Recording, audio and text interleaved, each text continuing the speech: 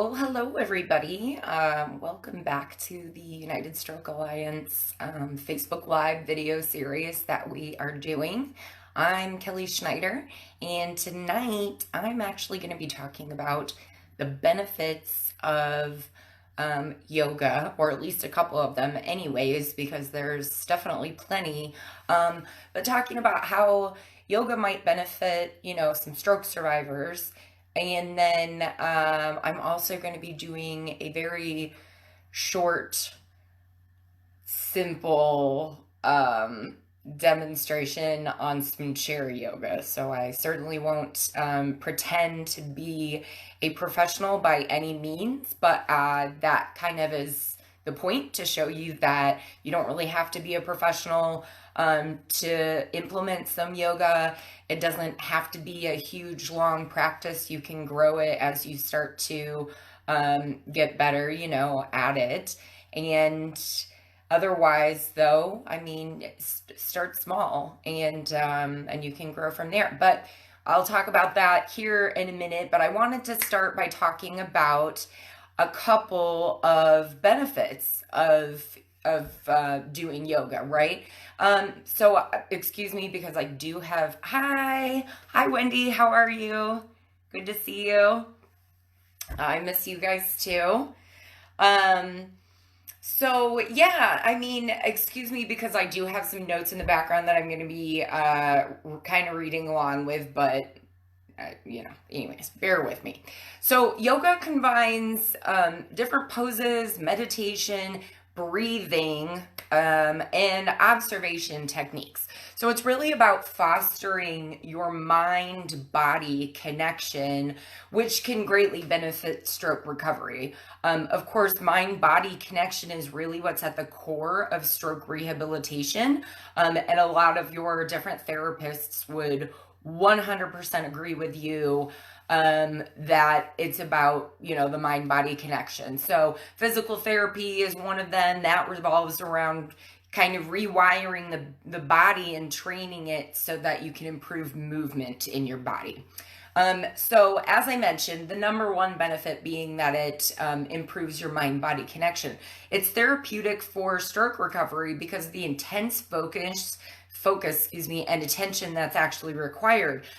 Each movement in yoga can be extremely slow and deliberate, which is, really perfect. A lot of times stroke survivors are doing things at a much slower pace, which is safer for them to do it that way, but they'll build up their stamina by doing that. And even if you can't accomplish the movement perfectly, the simulation, especially as you're trying, to do the movements, that's going to help improve your mind-body connection. So that's kind of how that works out right there. The continued practice can help improve your balance, can help improve your range of motion and strength. So I know a lot of seniors. My neighbor's a senior citizen, and he's been taking a senior citizen class, his silver sneaker classes on yoga, and he said that it's really improved his stamina and stability and balance, which are all really important, obviously, for our stroke survivors as well. So that's helpful. Your continued practice at it can help with that.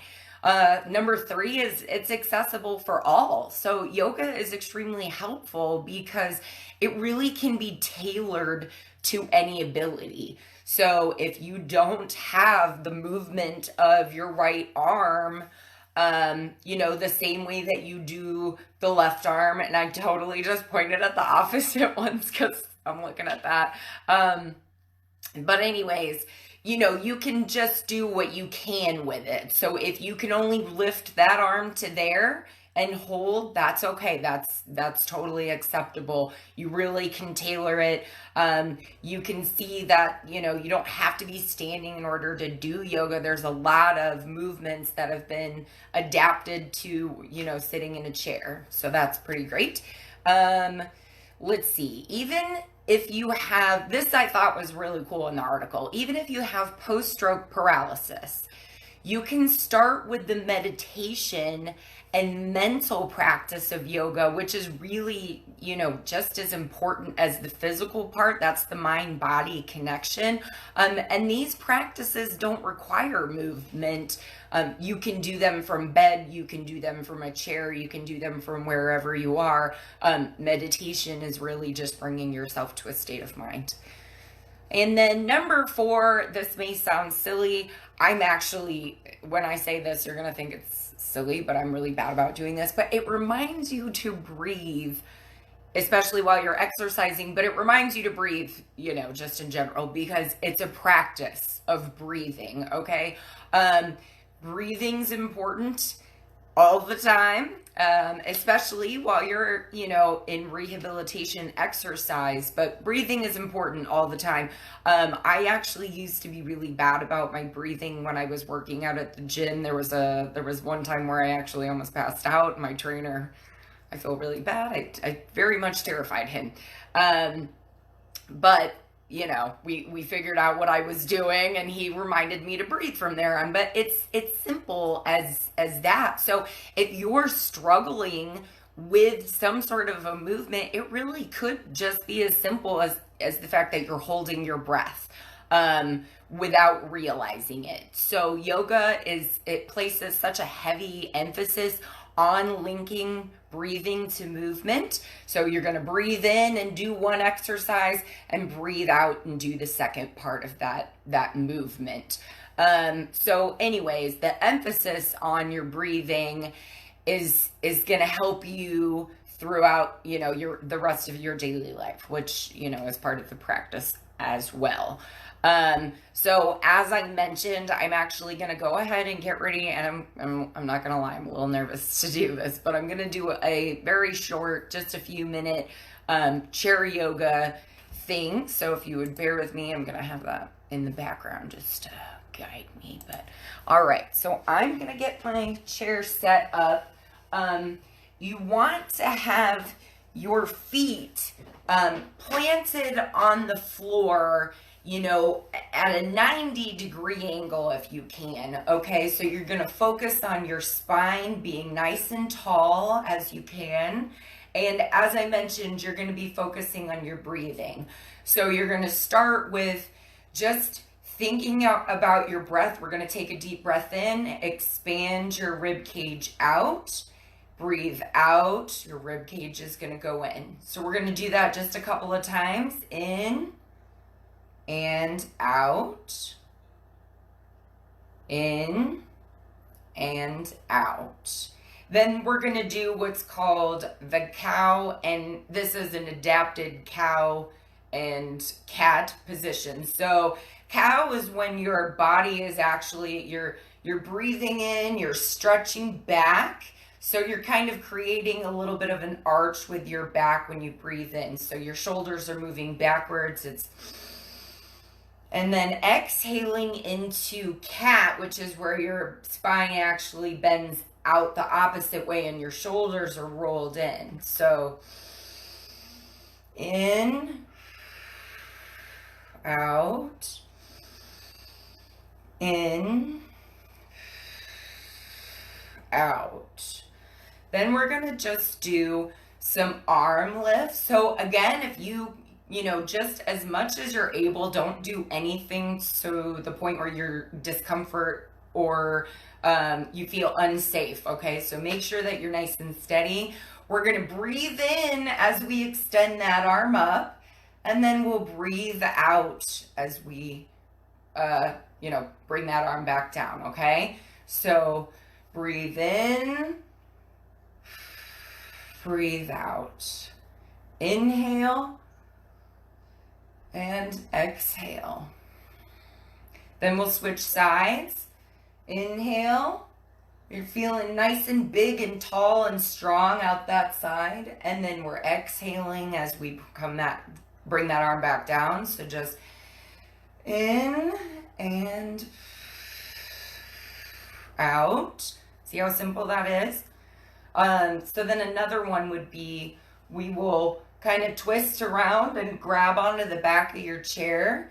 So as we're breathing in, stretch, and then breathe back out to the front. Then breathe in and stretch, and breathe back out.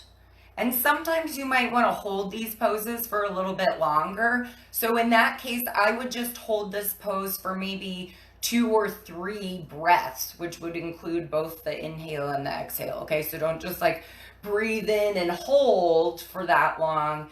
You want to take your nice big breaths, okay? Let your rib cage expand in and out, as we mentioned, right? So I would just breathe.